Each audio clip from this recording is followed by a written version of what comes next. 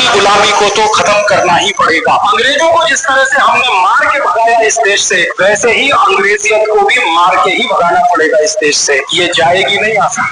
हम ऐसा हिंदुस्तान चाहते हैं जिसमें इस देश के साधारण नागरिक को मातृभाषा में पढ़ने का अधिकार हो, मातृभाषा में न्याय का अधिकार हो, मातृभाषा में ही उसका सारा काम चले। वो अंग्रेजी क्यों सीखे? क्योंकि इंग्लैंड में कोई हिंदी नहीं सीखता, तो हम अंग्रेजी क्यों सीखें? इंग्लैंड का कोई माँ बाप इस बात के लिए परेशान नहीं है कि उसके बेटे या बेटी को हिंदी नहीं आती, तो हमारे माँ बाप को क्यों परेशान होना चाहिए कि हमारे बच्चे को अंग्रेजी नहीं आती? सिर्फ इसलिए कि सरकारी नौकरी अंग्रेजी में ही मिलती है। कानून बदल दो, सरकारी नौकरियों को मातृभाषा में देना शुरू करो, अंग्रेजियत का भूत सबके सिर से एक झटके में उतर जाए। बहुत बड़ा अर्थशास्त्री हुआ दुनिया में, यूरोपियन था, वेस्टर्न इकोनॉमिस्ट था, उसका नाम था जेके माल्थस। उसकी एक थ्योरी है, माल्थस थ्योरी। वो ये कहता है कि जैसे जैसे जनसंख्या बढ़ती है वैसे ही वैसे गरीबी बढ़ती है, जैसे जैसे जनसंख्या बढ़ती है वैसे ही वैसे बेरोजगारी बढ़ती है, जैसे जैसे जनसंख्या बढ़ती है वैसे ही भूखमरी बढ़ती है, जैसे जैसे जनसंख्या बढ़ती है संसाधनों पर दबाव बढ़ता है और संसाधनों का बंटवारा शुरू होता है और बहुत कम संसाधन ज्यादा आबादी के काम में लाने की व्यवस्था बनानी पड़ती है, वगैरह वगैरह। लंबी बात है। हम इस बात को जरा फिट करके देखें हमारे देश की स्थिति में कि जनसंख्या बढ़ती है तो गरीबी बढ़ती है। तो देखें जनसंख्या कितनी बढ़ी। हम 34 करोड़ थे 1951 में, अब हम 115 करोड़ हो गए। लगभग 3 गुनी जनसंख्या हमारी बढ़ गई, या कहें तो 3.5 गुनी बढ़ गई। तो 3.5 गुनी हमारी जनसंख्या बढ़ गई, तो गरीबी कितनी बढ़नी चाहिए? लगभग 3.5 गुनी। तो 4 करोड़ हम गरीब थे, तो 12-15 करोड़ होना चाहिए। गरीबी तो 84 करोड़ की हो गई। मतलब क्या है? जनसंख्या तो 3.5 गुनी बढ़ी, गरीबी तो 21 गुनी बढ़ गई। यहाँ तो माल्थस भी फेल हो गया।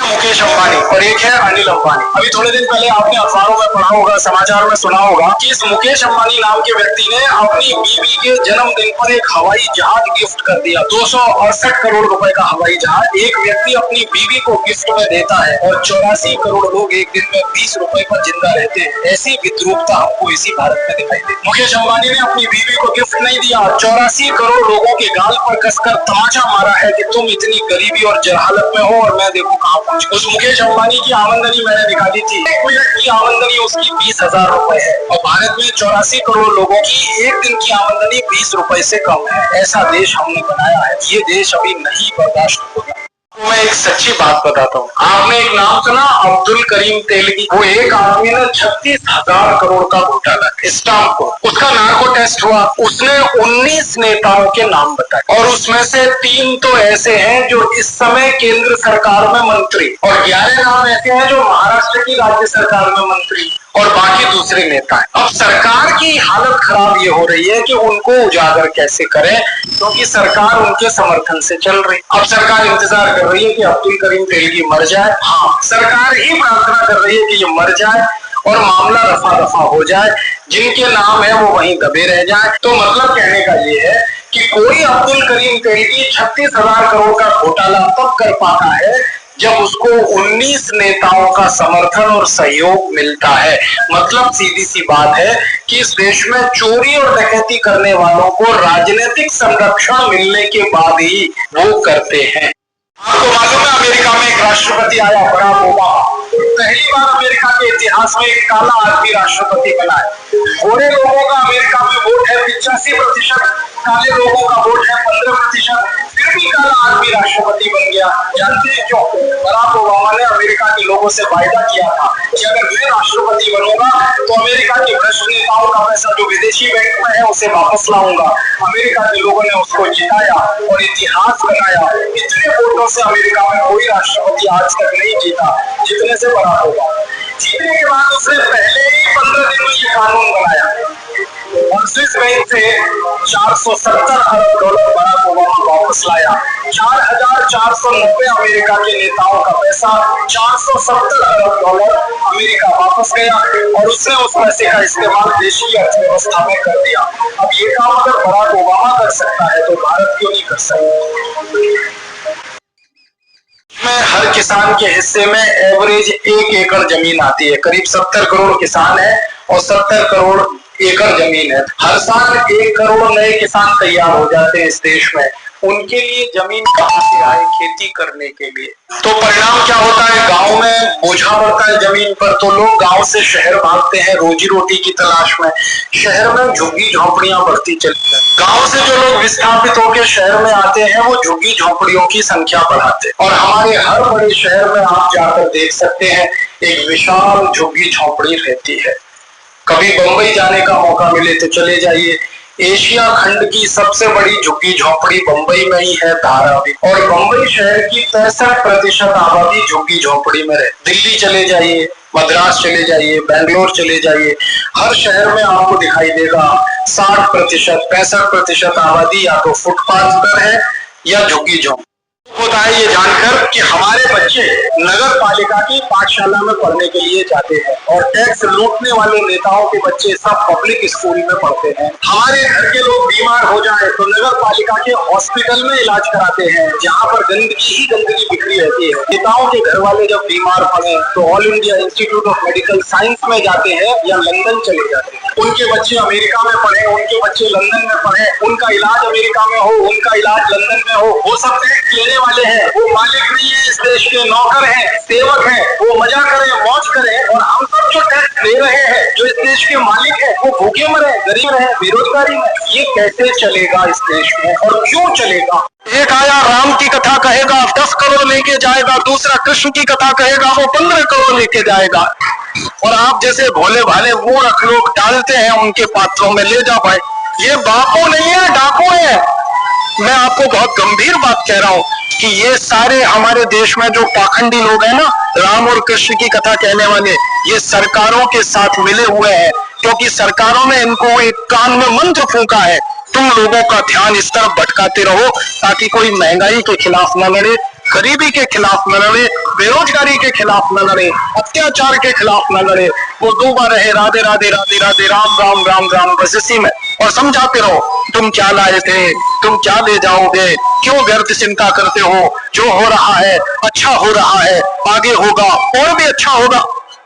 डॉक्टर अब्दुल कलाम के साथ ये प्रश्न हुआ था। प्रश्न ये था कि आप बहुत पवित्र आदमी है, बहुत ईमानदार आदमी है, बहुत कर्मठ आदमी है, बहुत देशभक्त आदमी है, आप राष्ट्रपति भवन में चुनकर आए हैं, तो कम से कम अंग्रेजों के जमाने की कुछ व्यवस्थाओं को बदल दीजिए। तो क्या करना है? राष्ट्रपति भवन को छोटा कर दीजिए। 350 कमरे के घर में एक आदमी रहे, ये देश के 84 करोड़ लोगों का अपमान है जिनके पास रहने के लिए घर नहीं है। इससे बड़ा अपमान कुछ है। एक आदमी 350 कमरे के घर में रहे और 84 करोड़ लोगों के ऊपर छत भी ना हो रहने के लिए इस देश में। लेकिन डॉक्टर अब्दुल कलाम 5 साल में भी ये काम नहीं करता। तो 350 कमरे का घर अभी भी है राष्ट्रपति भवन के। ओ चंचल जी को बुला दीजिए, उनका पासपोर्ट आया। चंचल विश्वास नाम है मेरा। देखिए मुझे देर हो गई जाने की, आप जल्दी दीजिए पासपोर्ट। धूप काफी हो रही है बाहर, गर्मी से पानी लो। नहीं, हाँ साइन कर दीजिए यहाँ पर आप। जी पेन है आपके पास? पेन भी आजकल 10 रुपए से नीचे नहीं आता भाई साहब। धन्यवाद जी, धन्यवाद। ये लीजिए, लगे दीजिए। बस दे रहा हूँ, कहाँ रह गया? तब तक आपको पानी पूछ रहे थे ना? हाँ पानी लाता हूँ। चाय पानी? ठीक है, चाय पानी साथ में मत लीजिए। मैं ये कहना चाह रहा हूँ कि आप कुछ सेवा पानी कर दीजिए। मतलब पासपोर्ट देने के पैसे मांग रहे हैं आप उससे? इतना तो हक बनता है ना, इतनी जरूरी चीज डिलीवर की है आपको। कितना बोलकर इसका बोलना वाली तो बात ही नहीं है। अपनी खुशी से 500 रुपए बना दीजिए। अपनी खुशी से भी बोल रहे हो और 500 रुपए भी मांग रहे हो। 500 में होता है सर? ऐसी बोलते बोलते 2-4 हजार तो ठगी लेते हो लोगों से। सब आपकी तरह थोड़ी होते हैं जो 500 दे रहे हैं। लाइए जल्दी दीजिए पासपोर्ट। ये लीजिए। हेलो, हाँ बस आगे चल दिया। देख लो किसी वक्त भी किलकारी घूम सकती है। नमस्ते डॉक्टर साहब। तो वो हम भरोसे लाल, हमारी वाइफ है शीला। अच्छा, अरे खड़े क्यों भाई साहब, बैठिए। बैठो बैठो बैठो। बड़ी मुश्किल से डिलीवरी हुई है। जच्चा बच्चा ठीक तो है डॉक्टर साहब? अरे जच्चा बच्चा ठीक तो नहीं होंगे, हम है ना आपकी सेवा में। धन्यवाद डॉक्टर साहब, हम जच्चा बच्चा से मिल सकते हैं? अरे एक मिनट, कितनी भी क्या जल्दी है? आप एक काम करिए, यहाँ साइन कर दीजिए। साइन? हाँ पेन। पेन तो होगा आपके पास? आजकल पेन भी 10 रुपए से कम का नहीं मिल रहा भाई साहब। साइन कहाँ पर करना? अरे गर्मी बहुत हो रही है बाहर भाई साहब। अरे वो वाला पानी, चाय पानी तो सरकारी अस्पताल में रखा था। सरकारी तो आपकी नौकरी भी है भरोसे लाल जी। मैं जैसे आपने मुझे जरूरी चीज दी मेरी, मैंने आपको 500 रुपए दिए थे, है? अब जब मैं आपको आपकी जरूरी चीज दूंगा तो आप भी तो मुझे कुछ दोगे ना। अगर मगर कुछ नहीं, देखिए मैंने आपका भरोसा नहीं तोड़ा भरोसे लाल, तो मुझे पूरी उम्मीद है कि आप चंचल का विश्वास नहीं तोड़ेंगे। 500 रुपए तो मेरे पास आ गए, अब आप मुझे पैसा कितने और दे दीजिए। 4500 रुपया जी, 4500। जैसे आपकी फीस 500 ऐसी मेरी फीस 5000 है। अब आप मुझे 4500 रुपए दीजिए और अपना बच्चा छुड़वा दीजिए।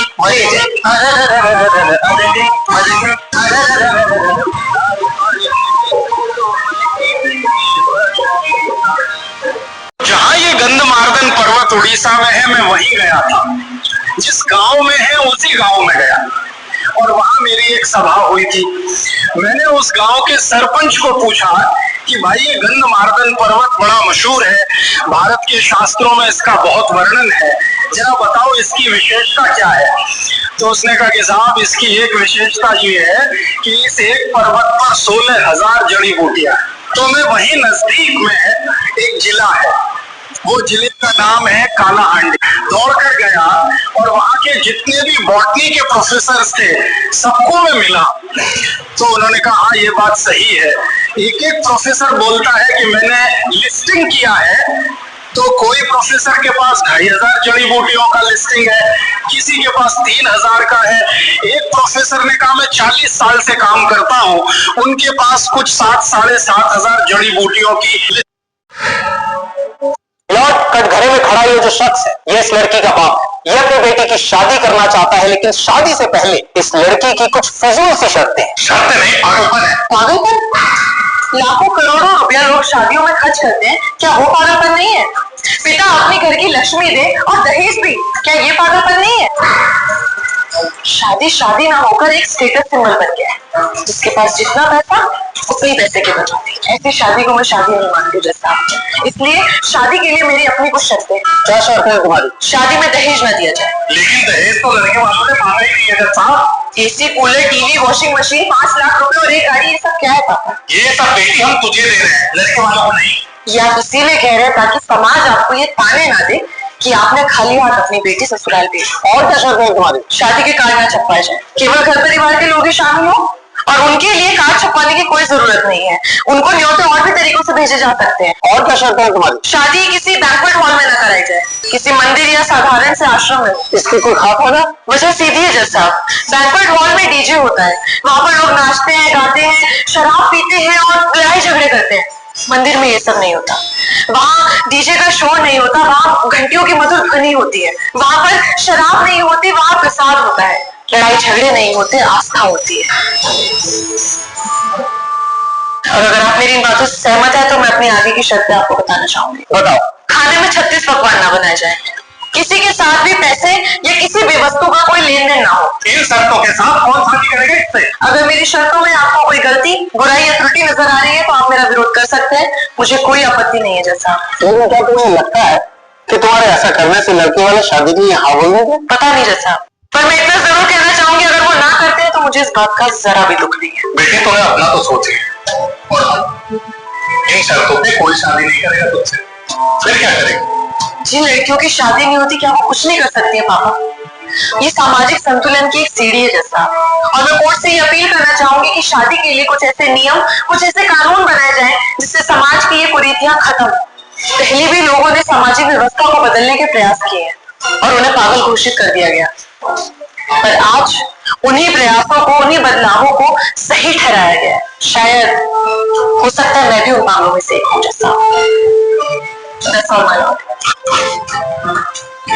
तमाम दलीलों को मद्देनजर रखते हुए ये अदालत इस नतीजे पर पहुंची है कि लड़की बालिग और लड़की की मर्जी के बिना माँ बाप उसकी शादी नहीं कर सकते। रही बात शर्तों की तो वो विचाराधीन है, न्यायकर्ता उस पर बैठक करेंगे और निर्णय लेंगे। अदालत बर्खास्त की जाती है। बिना नाम लिए कहना चाहता हूँ आपको, आप सब होशियार हैं, तुरंत समझ जाएंगे। महाराष्ट्र में एक नेता है जिसके पास 20 साल पहले फूटी कौड़ी नहीं थी। अगर पुणे से बंबई आना हो तो बस का किराया नहीं था उस नेता के पास। आज उस नेता के पास बंबई से पूना के बीच की हजारों एकड़ और लाखों एकड़ जमीन है, अकेले एक नेता के पास। 20 साल पहले एक नेता था मुंबई में, दादर रेलवे स्टेशन पर भाजीपाला बेचता था। भाजीपाला समझते पालक, मेथी वगैरह वगैरह। आज उसकी संपत्ति खाली मुंबई में 28,000 करोड़ की है। 20 साल पहले एक नेता था नासिक में जो सिनेमा का टिकट ब्लैक किया करता, आज उसकी प्रॉपर्टी 22,000 करोड़ की है महाराष्ट्र। सभी राज्यों में नेताओं का ये हाल। मैं महान व्यक्ति हुए इस देश में जिनका नाम था आचार्य चाणक्य। संयोग से वो इस देश के प्रधानमंत्री बन गए और उन्होंने प्रधानमंत्री बनते ही एक व्यवस्था की कि किसी पर कोई कर नहीं होगा। ये उनकी फिलॉसफी थी। उनका कहना था कि जिस राज्य की प्रजा पर कर ज्यादा होता है वो राज्य भिखारी होता है। वो कहते थे कर लगा के राजा के हाथ में ज्यादा पैसा देना बहुत बड़े खतरे को निमंत्रण देना है। राजा का दिमाग कब खराब हो जाए और कब आपके दिए गए कर को वो बर्बाद करना शुरू करे, आप क्या करेंगे? इसलिए कहते थे पैसे लोगों के हाथ में रहने चाहिए, समाज के पास रहने चाहिए, राजा के पास कम से कम पैसे आने चाहिए, इसलिए कर कम से कम होना चाहिए। तो उन्होंने ये व्यवस्था दी थी। परिणाम जानते हैं क्या हुआ? जितने साल चाणक्य इस देश के प्रधानमंत्री रहे, भारत दुनिया में सोने की चिड़िया जैसा देश था।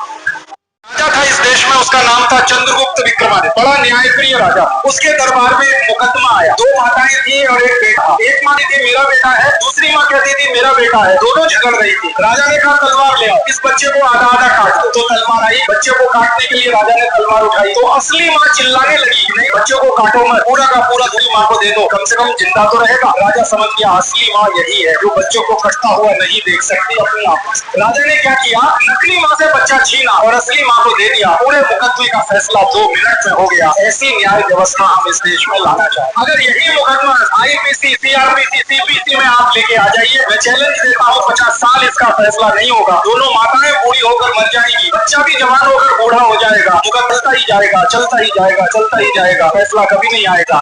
इस देश में 90,000 गांव है जहां आलू पैदा होता है। जिन गांव में आलू होता है वहां आलू का चिप्स बन सकता है और शहरों में बिक सकता है। हमारे देश में विदेशी कंपनियां आकर 400 रुपए किलो आलू का चिप्स बेचती हैं, तो हम गांव के लोग 50 रुपए किलो तो बेच ही सकते हैं आलू का चिप्स। 65 से 70,000 गांव में टमाटर पैदा होता है। टमाटर की चटनी उन गांव में बन सकती है और शहरों में बिक सकती है। अचार है, पापड़ है, बड़ी है, मुरब्बा है, ये सब गांव में पैदा होके शहरों में बिक सकते हैं। 100 से ज्यादा उद्योग गांव में लग सकते हैं। जैसे ही गांव में ये उद्योग खड़े होंगे, एक उद्योग में 10 आदमी को काम मिलेगा, हर गांव में 1000 परिवारों को काम मिलेगा और किसी गांव में 1000 से ज्यादा परिवार नहीं है। हमारे संपूर्ण गांव को रोजगार हम दे सकते हैं। गांव में रोजगार मिलना शुरू हुआ तो शहर खाली होने लगेंगे। झुग्गी झोपड़ियों में जो गांव के लोग शहर में रहते हैं वो वापस अपने गांव जाने लगेंगे, तो शहर रहने लायक हो जाएंगे और गांव आबाद हो जाएंगे। ये दोनों काम हम इस व्यवस्था से करना चाहते हैं। आप जानते हैं जो लड़के लड़कियां भारत के किसी स्कूल में पास नहीं हो पाते वो सब अमेरिका से बड़ी बड़ी डिग्री लेके आ जाते हैं और अमेरिका से भी ज्यादा रद्दी डिग्रियां रूस में मिलती है। रूस की तो डिग्रियों का ये आलम है कि दुनिया का कोई भी सेंसिटिव देश रूस का MBBS MD किए हुए डॉक्टर को परमिशन दे नहीं हॉस्पिटल को। भारत में भी नहीं। रशिया से आप MBBS MD करके आइए, जब तक मेडिकल काउंसिल ऑफ इंडिया की परीक्षा पास नहीं करेंगे तब तक आप यहाँ प्रैक्टिस नहीं कर सकते, क्योंकि वहां पर पढ़ाते ही नहीं है। और वहां पर यूनिवर्सिटी चलती है दुकानों की तरह से, वो तो बिजनेस है, उसमें ज्ञान देना है ऐसा कुछ मतलब नहीं। वो बिजनेस है, बिजनेस का पार्ट है। जैसे होटल चलता है वैसे यूनिवर्सिटी चलते हैं यूरोप और अमेरिका। और आपको सुनकर बहुत आश्चर्य होगा, यूरोपियन और अमेरिकन यूनिवर्सिटी में पढ़ने वाले जो विद्यार्थी हैं उनका IQ दुनिया में सबसे कम है। आपको मालूम है सबसे ज्यादा नहरें इस देश में महाराजा रणजीत सिंह ने बनवाई, सबसे ज्यादा नहर। तो बहुत सारे राजा नहर भी बनवाते थे और ग्राम पंचायतें उनकी देखरेख किया करती थी, तालाब की, कुएं की, बावड़ी की आदि आदि। जब तक ग्राम पंचायतें जल प्रबंधन का अधिकार रखती थी, इस देश के सारे तालाब लबालब भरे रहते थे पानी से। कभी पानी की कमी नहीं हुई इस देश में। अंग्रेजों ने ये सारा पंचायतों से छीन कर डिपार्टमेंट बना दिया, पब्लिक वर्क्स डिपार्टमेंट PWD, और उनके हाथ में सब दे दिया। जब से ये हमारा जल प्रबंधन PWD के हाथ में आया, सब सत्यानाश हो गया। तालाब सूख गए, बावड़ियां सूख गई, कुएं सूख गए, क्योंकि PWD वालों को क्या लेना देना किसी गांव के तालाब में जल भरा है या नहीं भरा। उनको अपनी तनख्वाह और उनका DA, उनका HRA इतने से ही लेना देना है, बाकी से क्या लेना देना। खानदान इस देश में ऐसे हैं जिन्होंने अपने भाई भतीजों को हर पार्टी में फिट किया हुआ है। अम्मा एक पार्टी में, बेटा दूसरी पार्टी में, बेटे का बेटा तीसरी पार्टी में। देख लो आप, नाम लेने की जरूरत नहीं है, आपको अच्छे से समझ में आ जाए। ऐसे परिवार है। तो जिसकी भी सरकार आ जाए, किसी न किसी पार्टी की तो आएगी, तो उनकी तो मजे बल्ले बल्ले। राज्यों में भी ऐसे हैं, केंद्रों में भी ऐसे। मतलब सीधा सा है, लूट का हाथ उनके घर में आते रहना चाहिए, इसका पूरा चाक चौबंद इंतजाम उन्होंने किया हुआ है। और इतनी बेदर्दी से लूटते हैं ये लोग कि हिंदुस्तान के डकैत भी इनके सामने फीके हैं। पार्लियामेंट में बहस हो रही थी और बात चल रही थी कि खाली इनकम टैक्स लगाना है या दूसरे टैक्स भी लगाने हैं। तो बात हुई कि भारत के उद्योगपति और व्यापारी कोई भी सामान बनाए तो बनाने पर ही पहले उनसे टैक्स ले लो। आप सामान बनाए और बेचने के लिए जाए तो बेचने पर उनसे टैक्स ले लो, उसको सेल्स टैक्स नाम दे दिया। फिर बेचकर मुनाफा कमाए तो मुनाफे पर टैक्स ले लो, उसको इनकम टैक्स नाम दे दिया। सामान को बेचने के लिए एक गाँव से दूसरे गाँव जाए तो रोड टैक्स ले लो और टोल टैक्स ले लो। और जिस गाँव से सामान लेके जाए वहां ले लो, और जिस गाँव में लेके आए वहां ले लो। गाँव में लेके आ रहे हैं तो ले लो उनसे, गाँव से लेके जा रहे हैं तो एक्सेस टैक्स ले लो। ऐसे 20 तरह के टैक्स उन्होंने लगाया। इनकम टैक्स लगा दिया 97%। 100 रुपए कमाई करो तो 97 रुपए अंग्रेजों को दे दो, 3 रुपए बचेगा बस आपके। मुझे यही बात दुख से और अफसोस से कहनी पड़ रही है, आजादी आई नहीं है। पहले गोरे अंग्रेजों के हाथ में, आप काले अंग्रेजों के हाथ में। मेरे हाथ में एक पेन है, ये आप खरीदो ब्याबरा। किसी भी दुकान से ये पेन खरीदोगे 10 रुपए से कम में नहीं मिलेगा। आपको मालूम है, ये 10 रुपए में जो पेन आप खरीदते हैं, इसको बनाने वाली एक कंपनी है बंबई में। उस कंपनी के मालिक के साथ एक बार मैंने खाना खाया। उसको मैंने पूछा कि भाई आपकी फैक्ट्री में पेन बनता है, आप कितने रुपए में ये बनाते हो? और बाजार में हमको ये 10 रुपए से कम में नहीं मिलता। तो उसने कहा आपको क्या करना? मैंने कहा मुझे जानना है कि लूट कितनी हो रही है। तो ये पेन उसने बताया फैक्ट्री में बनता है 1.5 रुपए का। मैं उसको पूछा तुम मुनाफा कितना लेते हो? उसने कहा 50 पैसे। तो 2 रुपए का हो। अब ये 2 रुपए का पेन आपको 10 रुपए में मिलता है, क्योंकि 8 रुपए इस पर टैक्स लगता है। और इस पर केंद्र सरकार का टैक्स अलग लगता है, राज्य सरकार का अलग लगता है। माने एक पेन खरीदा, सरकार ने 8 रुपए लूट लिया आपसे इस पेन। मेरे हाथ में दुनिया के तमाम देशों में जाओ, फ्रांस में जाओ, जर्मनी में जाओ, डेनमार्क में, स्वीडन में, कहीं भी चले जाओ, शाम को 5 बजे के बाद उस देश के राष्ट्रपति आपको सब्जी खरीदते हुए, अपना थैला लटकाते हुए दुकानों में दिखाई दे जाएंगे। राष्ट्रपति और प्रधानमंत्री। भारत में क्यों नहीं हो सकता? साधारण आदमी की तरह जिंदगी क्यों नहीं बिता सकते? उनको जेट सिक्योरिटी क्यों चाहिए? वो कहते हैं कि इनको मरने का डर है। तो मरने का डर है तो राजनीति में क्यों आए? घर में बैठो। अगर इतना रिस्क नहीं ले सकते तो किसने कहा था पॉलिटिक्स में आने के लिए? घर बैठो ना, अपना धंधा करो, बिजनेस करो। हमारे यहाँ तो जिन लोगों को मरने का डर नहीं था वही लोग राजनीति में आए थे। भगत सिंह, ऊधम सिंह, जिनको मरने का ही डर नहीं था, जवान जिंदगी को दांव पे लगा देने का डर नहीं था, वही पॉलिटिक्स में आए थे। तो आजादी के बाद मरने का डर क्या? सिक्योरिटी पर इतना खर्चा क्यों? और मेरा एक ही कहना है कि अगर इन नेताओं ने किसी का कुछ बिगाड़ा नहीं तो इनको चिंता क्या मरने की? कोई मारेगा क्यों? और अगर इन्होंने बिगाड़ा ही बिगाड़ा है तो इनको क्यों नहीं मार लेना चाहिए? क्यों जिंदा रखना? $1 अगर एक हो गया तो भारत में डीजल की कीमत होगी 40 पैसे लीटर, पेट्रोल की कीमत होगी 70 पैसे लीटर, रसोई का सिलेंडर मिलेगा LPG 10-12 रुपए में। हवाई जहाज से यात्रा करेंगे 300-400 रुपए में, नागपुर से दिल्ली, दिल्ली से अमेरिका जाना हो 1200 रुपए का टिकट आ जाएगा। आप कल्पना करिए। और सबसे बड़ी बात क्या होगी, अगर रुपया डॉलर बराबर हुआ तो विदेशी कर्ज सब साफ हो गया, बिना एक पैसा दिए कर्ज माफ हुआ, और आपकी जो एक्सपोर्ट इनकम वो आज से ठीक 44 गुनी बढ़ जाएगी। अभी हमारी एक्सपोर्ट इनकम है 55 से 60 बिलियन डॉलर पर ईयर, फिर इसमें 44 का गुणा कर लो, यही एक्सपोर्ट इनकम हमारी 44 गुनी बढ़ जाएगी। और अगर एक्सपोर्ट इनकम इतनी बढ़ी और इम्पोर्ट का रेट 44 गुना कम हो जाएगा तो भारत सरप्लस कंट्री हो जाएगा। ट्रेड सरप्लस हुआ तो हम तो चीन को भी पछाड़ सकते हैं, अमेरिका तो हमारे लिए कुछ भी नहीं है, हम तो दुनिया में सबसे ऊपर आ सकते हैं। गांव का एक मुकदमा है जो मैं देख रहा हूँ। मेरे गांव में 2 किसान मुकदमा लड़ रहे हैं, उनको 36 साल हो गया मुकदमा लड़ते लड़ते। मामला क्या है? 2.5 एकड़ जमीन का मुकदमा है। एक किसान कहता है मेरी है, दूसरा कहता है मेरी है। 36 साल से केस चल रहा है। पहले लोअर कोर्ट में चला, फिर हाई कोर्ट में चला गया। अब वो केस में 2.5 एकड़ जमीन मिलने वाली है, या तो इसको या तो उसको। और मुकदमा लड़ते लड़ते 36 साल में दोनों किसानों की 20 एकड़ जमीन बिक चुकी है वकील को फीस देने। ऐसे होशियारी के काम हमारे किसान कर रहे हैं। मेरे 1 करोड़ की रकम इतनी बड़ी है कि कैलकुलेटर पे लिख नहीं सकते आप, फेल हो जाता है कैलकुलेटर, क्योंकि कैलकुलेटर में 12 अंक आते हैं और इसको लिखने में 16 अंक लगते हैं। 20 लिखना, उसके आगे 000 14 बार जीरो लगाना पड़ता है। इतनी बड़ी रकम है। अगर इस रकम का सोना खरीद ले हम, तो ये इतनी बड़ी रकम है कि मध्य प्रदेश की एक एक राज्य की सड़क को सोने से बना सकते हैं। अब इतनी रकम हमने दे दी केंद्र सरकार को, राज्य सरकार को, स्थानीय सरकारों को, फिर भी वो गरीबी, भूखमरी, बेकारी दूर नहीं पाते। तो कहाँ जा रही है ये रकम, हो क्या रहा है इसका? तब ध्यान में आता है कि अरे राजीव गांधी ने कहा था कि इस रकम का 85% तो घूसखोरी, लूटखोरी में ही चला जाता है, और वो 84 में कहा था। हो सकता है 2009 में इस रकम का 90% घूसखोरी, लूटखोरी और भ्रष्टाचार में चला जाता, 10% ही काम में आता। तो हमारे समझ में बात आ गई, वो ये आ गई कि इस पूरी की पूरी रकम का इस देश के नेता और अधिकारियों में बंदरबांट होता है।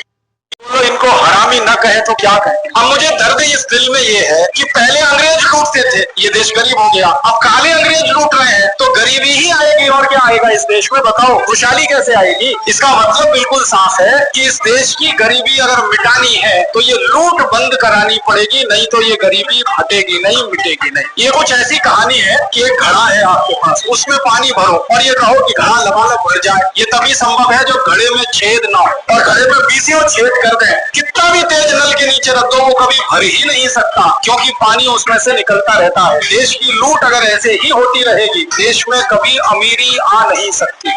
आप बोलो इनको हरामी। अफसोस और दुख इस बात का है कि गोरे अंग्रेज जब इस देश पर टैक्स लगाकर माल लूटते थे, पैसा लेते थे, लंदन लेके जाते थे और लंदन में जमा करते थे, तो लंदन अमीर होता गया, भारत गरीब होता गया। इंग्लैंड अमीर होता गया, भारत गरीब होता गया।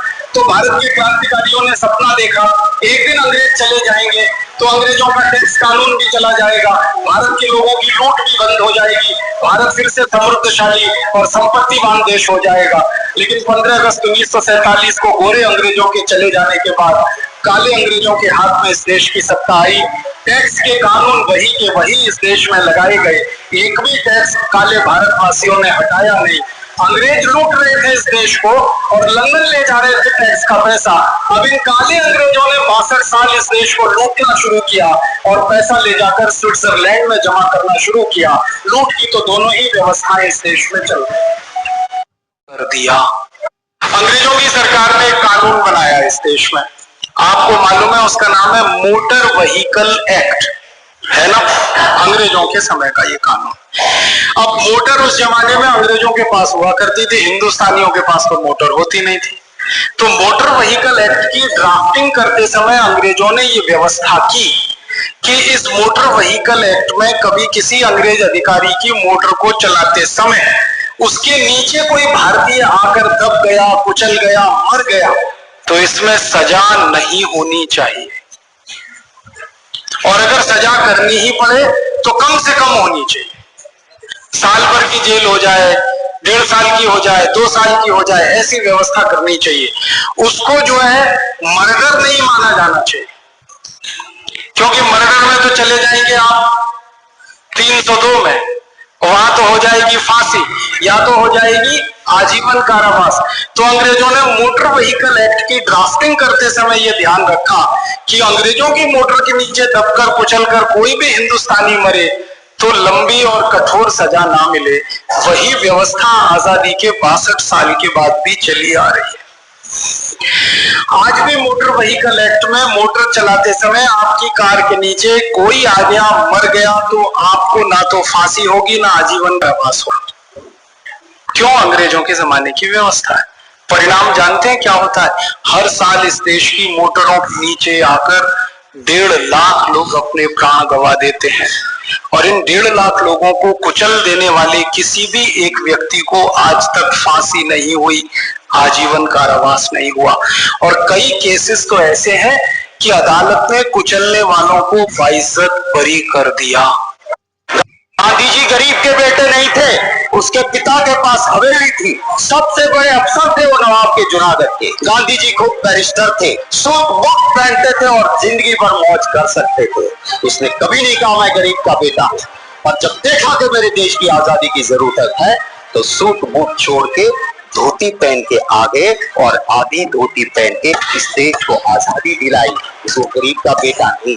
आज कोई कहता है मैं गरीब का बेटा हूँ और 10 लाख का सूट पहन के बड़े इंडस्ट्रियलिस्ट की सिर्फ सेवा करता है तो उससे भला नहीं होगा। कहाँ पैदा हुए वो जरूरी नहीं है, आपके मन की मंशा क्या है। वो रावण था, ऋषि का रूप लेके सीता मैया का हरण करने गया था, उसी तरह सत्ता के हरण के लिए अगर कोई संत का ऋषि का रूप लेता है, मुझे दर्द होता है। वो मेरे मजहब को बदनाम करता है, मेरे घर को बदनाम करता है, और ऐसे को साधु संत कहलाने का कोई अधिकार नहीं है। अमेरिका में चुनाव चलता है और वहां जाके कहते अब की बार ट्रंप सरकार। आज 220 इंडियंस को वहां से निकाल के वापस भेजा, सबसे ज्यादा उसमें मेरे गुजराती है। लाल आंख दिखाओ ने जाके, जाइए आ गई आपकी सरकार, बचा लो उसको। जब जम्मू कश्मीर में जाते हैं देश के गृह मंत्री कहते हैं सरकार बना दो हमारी, ईद और मुहर्रम पे मुफ्त में गैस सिलेंडर देंगे। अरे भैया गुजरात में तो कब से बनाए हुए, दे दो रामनवमी पे, दे दो जन्माष्टमी पे मुफ्त का सिलेंडर, वहां क्यों नहीं देते हो भाई? क्या हमें जरूरत नहीं है? दूसरा कहता है तो कि रेवड़ी बांट रहे हो। तो वोट के लिए आप तो कुछ भी करेंगे।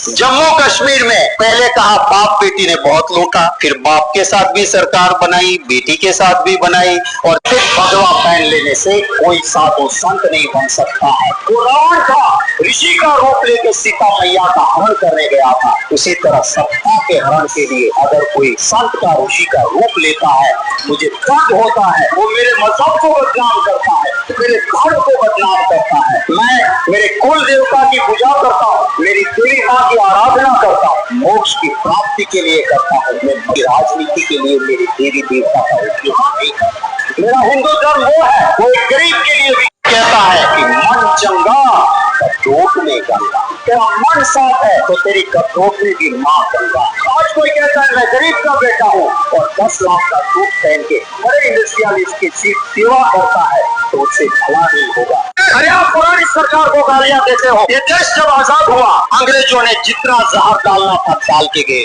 भाषा के नाम पे, प्रांत के नाम पे, मजहब के नाम पे। और इस देश के अंदर सभापति महोदय एक सुई नहीं बनती थी, कोई हमें बाहर बनाने भेजना पड़ता था। इस देश के अंदर गेहूं अमेरिका से आते थे, लाल कलर के गेहूं, PL 480। इस देश को जहाँ सुई नहीं बनती थी वहाँ हवाई जहाज बनने लगे, IITI बने। ये वही सरकार आई जिसने ये नहीं कहा कि अंग्रेजों ने खड्डे खोदे हैं। मित्रों, मैं क्या कर सकता हूँ ये नहीं कहा। उन सरकारों ने काम किया और देश को आगे बढ़ाया। आज की ये सरकार 10 साल खत्म होने के बाद भी गाली देते हैं पुरानी सरकारों को। आपने 10 साल में क्या किया वो तो बताइए।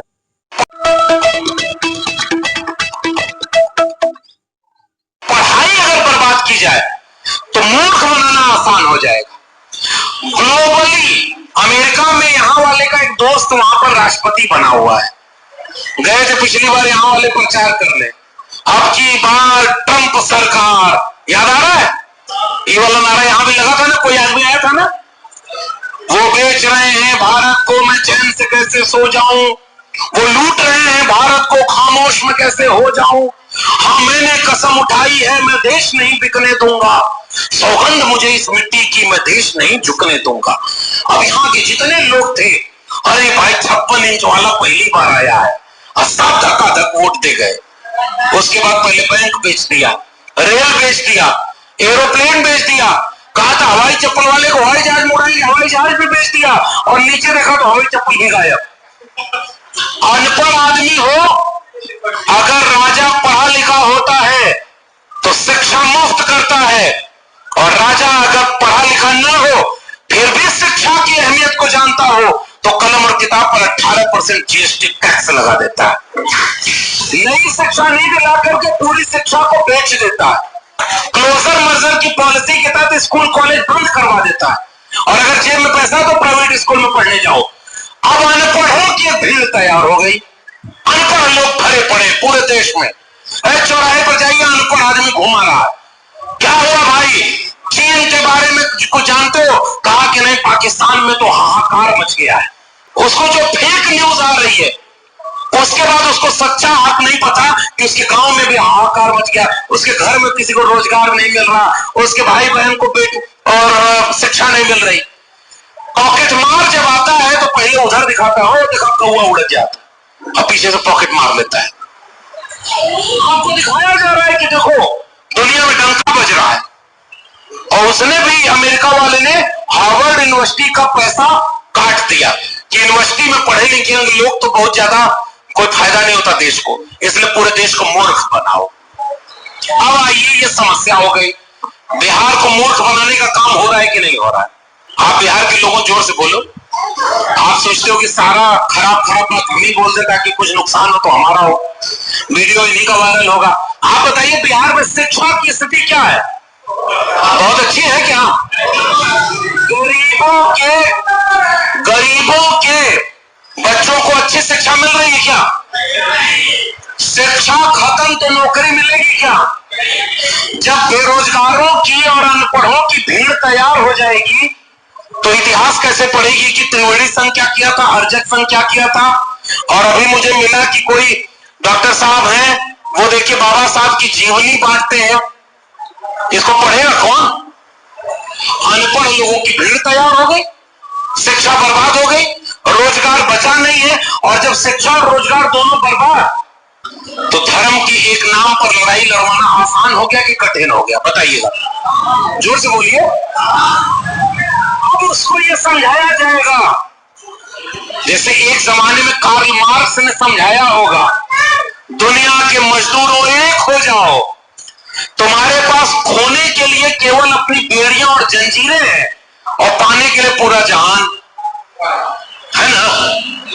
अब क्या समझाया जाएगा?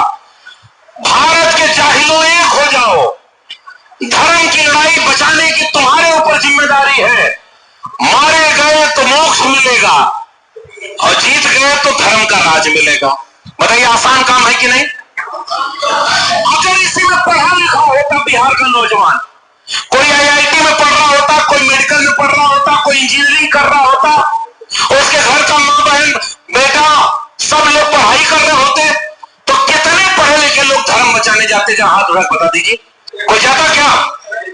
आज जितने ने दंगाई भीड़ के हिस्सा बनते, इसमें कोई पढ़ा लिखा नौजवान कायदे का है क्या? और जितना नेता है पूर्णिया के इलाके में जब आते हैं तो वो वाला सांसद याद आता है कि फलाने जिला में रहना है तो हिंदू बनकर रहना होगा।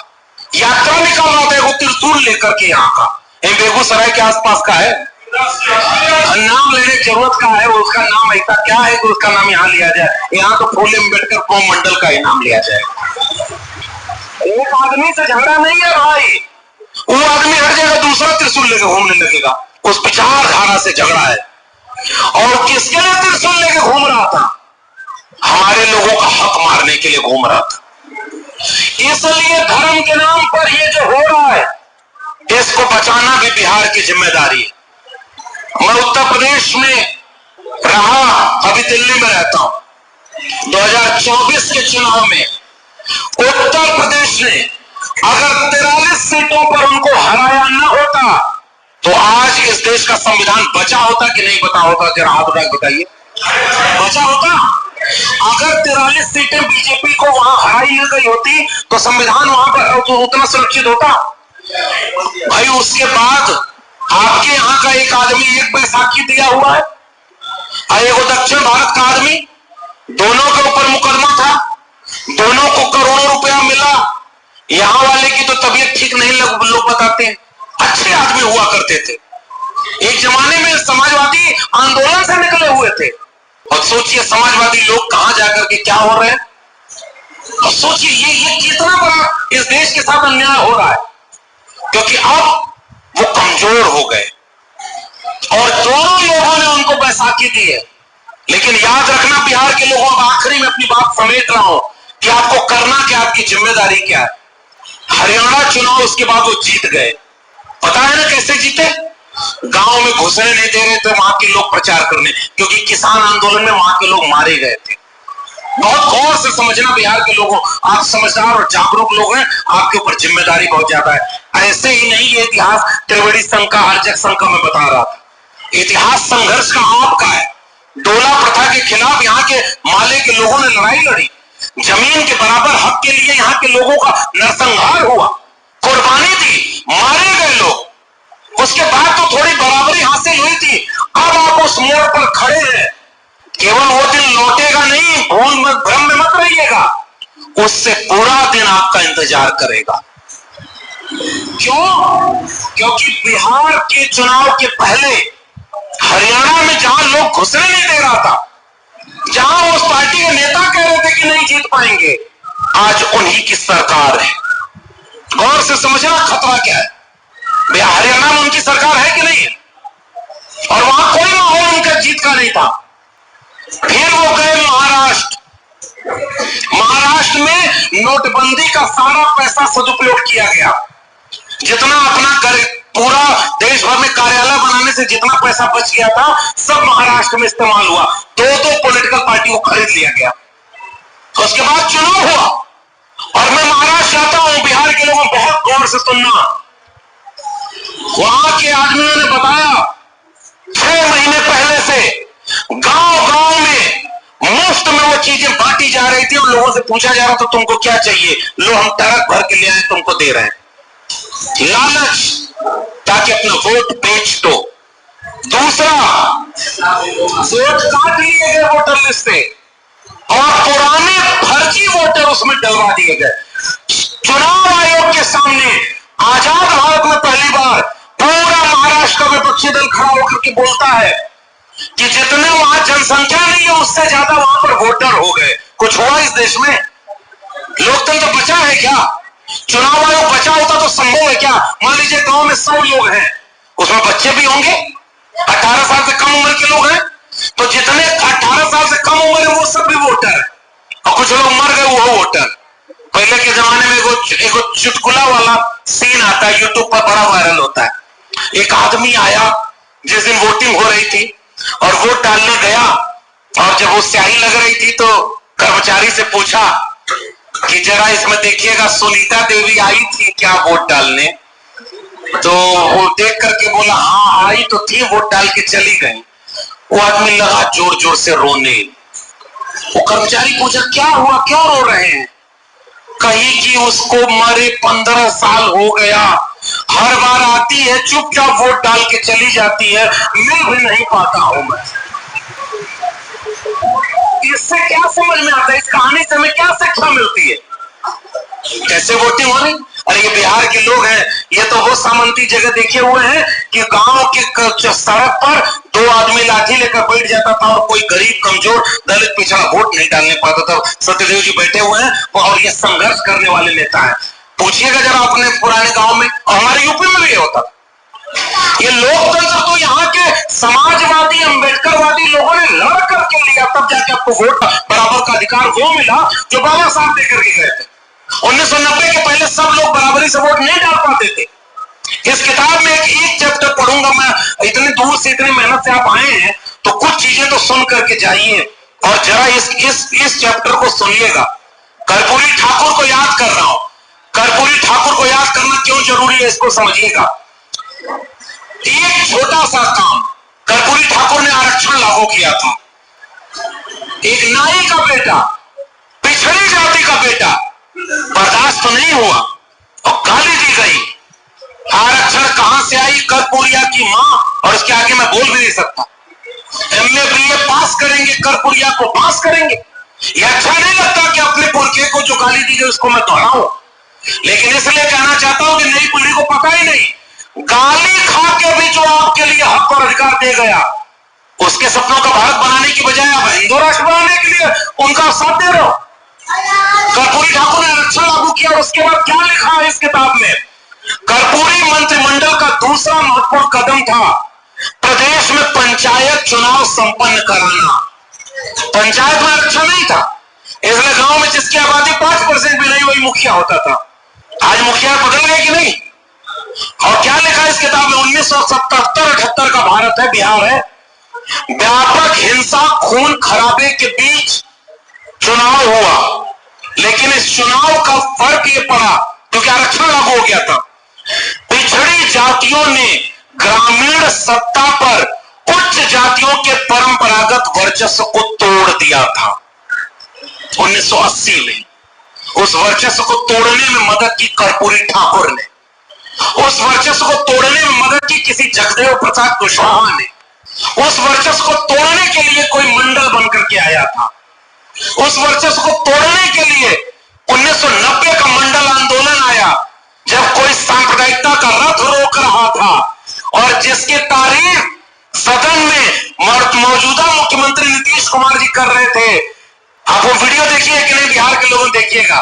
पुराने वाले नीतीश कुमार सदन में खड़े होकर कह रहे हैं कि आडवाणी जी और अटल जी से मैं पूछना चाहता हूं कि आप लोग दंगा वाला रथ लेकर चले थे तो समस्तीपुर में गरीब का बेटा, कमजोर का बेटा लालू यादव ने आपके रथ को रोक दिया था, तब जाके संप्रदायिकता के लिए रथ रोका हुआ था।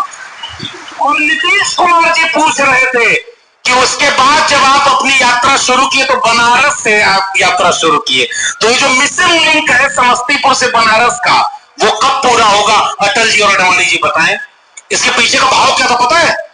इस उत्तर भारत में यूपी और बिहार में, यूपी में कोई चौधरी चरण सिंह की विरासत का, मंडल आंदोलन की विरासत का कोई मुलायम सिंह यादव खड़ा था, तो बिहार में उस जमाने का समाजवादी नेताओं की श्रृंखला खड़ी थी जो कर्पूरी ठाकुर और जगदेव बाबू की विरासत को जैसे भी सही आगे बढ़ा रही थी। तो कोई नीतीश कुमार, कोई रामविलास पासवान, गूंजे धरती आसमान रामविलास पासवान, वो सदन में खड़े होकर कह रहे हैं हिंदू धर्म तो, जो तुम हिंदू नाम लेते हो तो फर्जी है।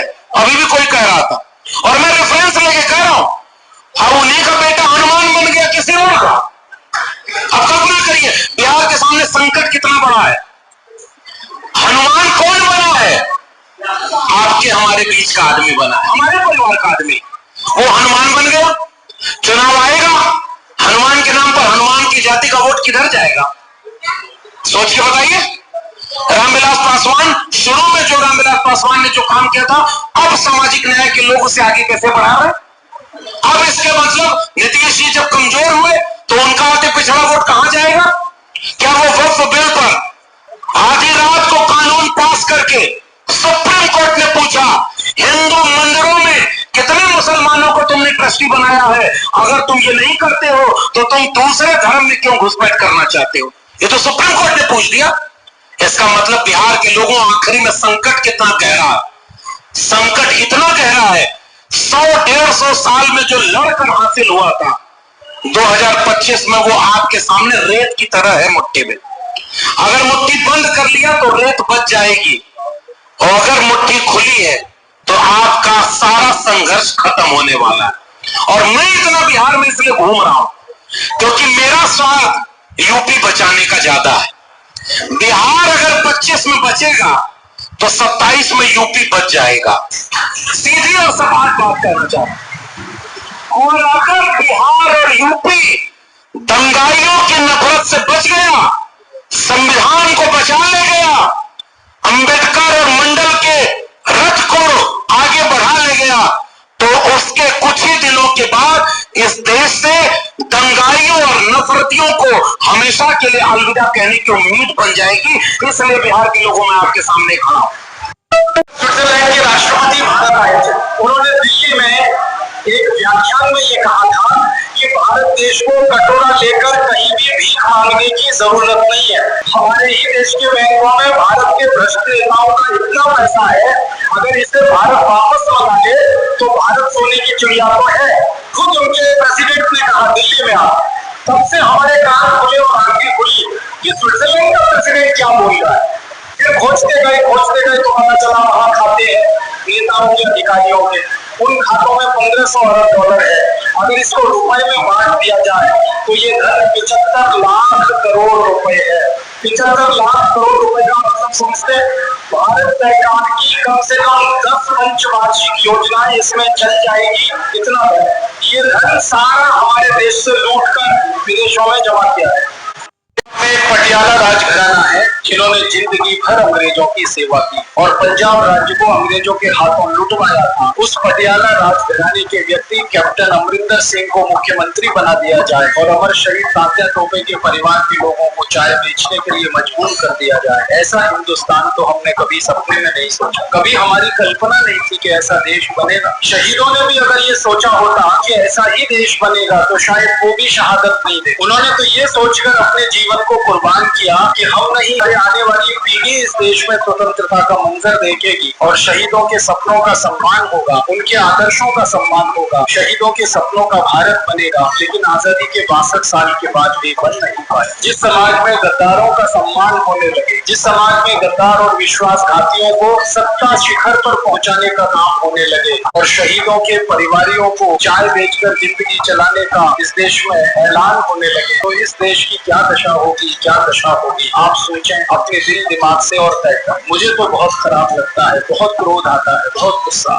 भारत सरकार को ये कहा है कि जल्दी से इस देश में एक कानून बना दो कि जो भी लूट करेगा, भ्रष्टाचार करेगा, घूसखोरी करेगा, रिश्वतखोरी करेगा और पकड़ा जाएगा तो 3 महीने के अंदर उसको फांसी की सजा होनी ही चाहिए। और फांसी उसको जेल के अंदर नहीं दी जाएगी, चौराहे पर बिजली के तारों से लटका के उल्टा नीचे आग जला के और उसमें मिर्ची का पाउडर झोंक के तब उसको मरने देंगे। जब इतनी सख्त सजा होगी तब घूसखोरी, रिश्वतखोरी इस देश में खत्म होगी, नहीं तो नहीं होगी। और जैसे भाजपा विरोधी मतलब देशद्रोही, तो जो भाजपा का विरोध करता है वो देशद्रोही। भाजपा का नेता, तो भाजपा का जो नेता है हिंदुत्व का ठेकेदार, तो आप हिंदुत्व का ठेकेदार भी बोल सकते हैं। भाजपा पर इल्जाम, भाजपा पर अगर कोई इल्जाम लगा रहे हैं इस पार्टी पर, तो मतलब आप सनातन पर हमला कर रहे हैं। भाजपा से सवाल, भाजपा से अगर कुछ सवाल पूछ रहे हैं इसका मतलब सीबीआई का छापा। भाजपा का हारना, अगर भाजपा हार गया तो ये हिंदुत्व का पतन, भाजपा की गलती। अगर भाजपा से कुछ गलती हो जाए इस सरकार से तो समझिए कोई नया एक्सपेरिमेंट हो, गलती नहीं है। भाजपा का सदस्य, अगर कोई भाजपा का सदस्यता ले लिया तो समझिए ईमानदारी का पुतला हो गया। हमारी इस बात की कोई तमन्ना नहीं है कि सत्ता में कौन आए कौन जाए, बीजेपी आए, कांग्रेस चली जाए, कांग्रेस आए, जनता दल चला जाए, जनता दल आए, सीपीएम आ जाए, सीपीआई आ जाए। सत्ताओं को बदलने से देश में कुछ नहीं हुआ। 62 साल हमने करके देख लिया, बस इतना ही हुआ। एक नागनाथ, दूसरा सांपनाथ, दशा दोनों ने ही इस देश की जनता, कुछ नहीं हुआ सत्ता परिवर्तन। अच्छे लोगों को भी हमने देख लिया उच्च व्यवस्था में बिठाकर, वो भी कुछ नहीं कर पाए। डॉक्टर एपीजे अब्दुल कलाम जैसा पवित्र आदमी इस देश का राष्ट्रपति हुआ और 5 साल में देश की अर्थव्यवस्था का 1% भी नहीं बदल पाया। मतलब क्या है, किसी अच्छे आदमी को अगर बुरी व्यवस्था में बिठा दोगे तो वो भी कुछ नहीं कर सकता।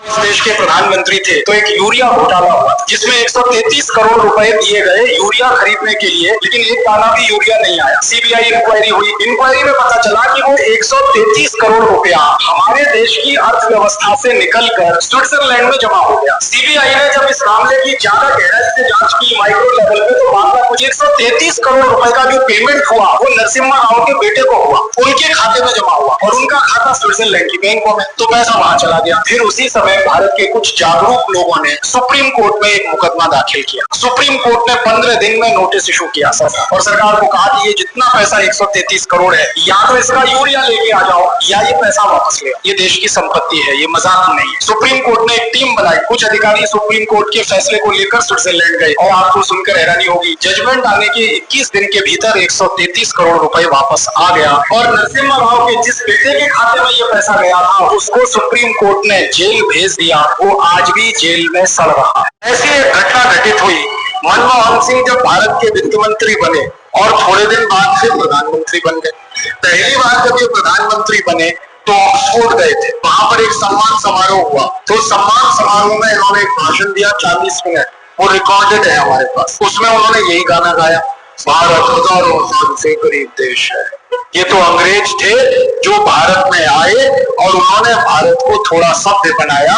हम अंग्रेजों के बहुत आभारी हैं जिन्होंने आकर भारत को तकनीकी सिखाई।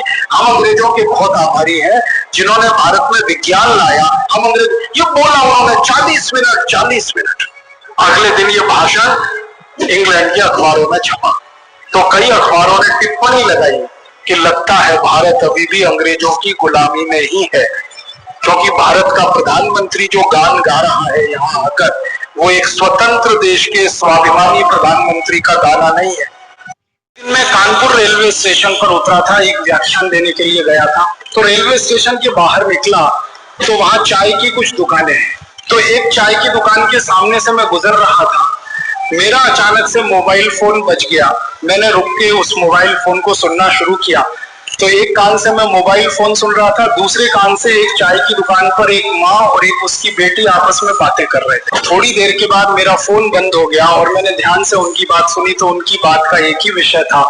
बेटी अपनी माँ से पूछ रही थी हम इतने गरीब क्यों हैं। तो उसकी माँ समझा रही थी कि हम गरीब इसलिए हैं कि भगवान ने हमको ऐसा बनाया। तो मुझे थोड़ा सा क्रोध आ गया। मैंने उनकी बातों में हस्तक्षेप किया और मैंने कहा कि भगवान ने आपको गरीब नहीं बनाया, हमारे देश की शासन व्यवस्था ने आपको गरीब बनाया, सरकार ने गरीब बनाया। किस्म के कारीगर सभी गांव में होते थे।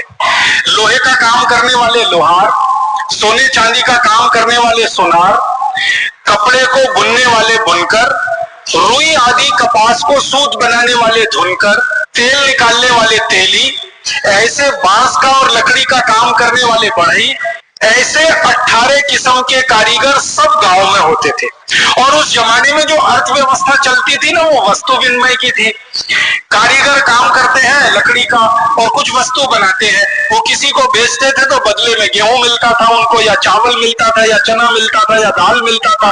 तो कारीगर के पास अगर 1 एकड़ भी जमीन नहीं है तो भी उसकी जिंदगी चलती थी, क्योंकि वो लकड़ी का कुछ भी बना के बेचेगा, घर की जरूरत का मिल जाएगा, कपड़ा उसको घर की जरूरत का मिल जाएगा। कोई मोची है वो उसकी जरूरत का जूता बना के उसको दे देगा, बदले में उससे लकड़ी का सामान ले लेगा। सुनार है उसकी पत्नी को गहने बनाकर दे देगा, बदले में उससे कुछ और ले लेगा। तो ये वस्तु विनिमय के आधार पर सभी कारीगर गांव के किसानों के आसपास इर्द गिर्द घूमते थे। किसान केंद्र में होता था, कारीगर उसकी परिधि पर होते थे। किसान जो उत्पादन कर रहा है अनाजों का, से दूसरी चीजों का लेन देन चलता रहता था। इसलिए इस व्यवस्था की सबसे बड़ी खूबसूरती जो है ना, वो ये है कि हर व्यक्ति के पास हर चीज होती थी।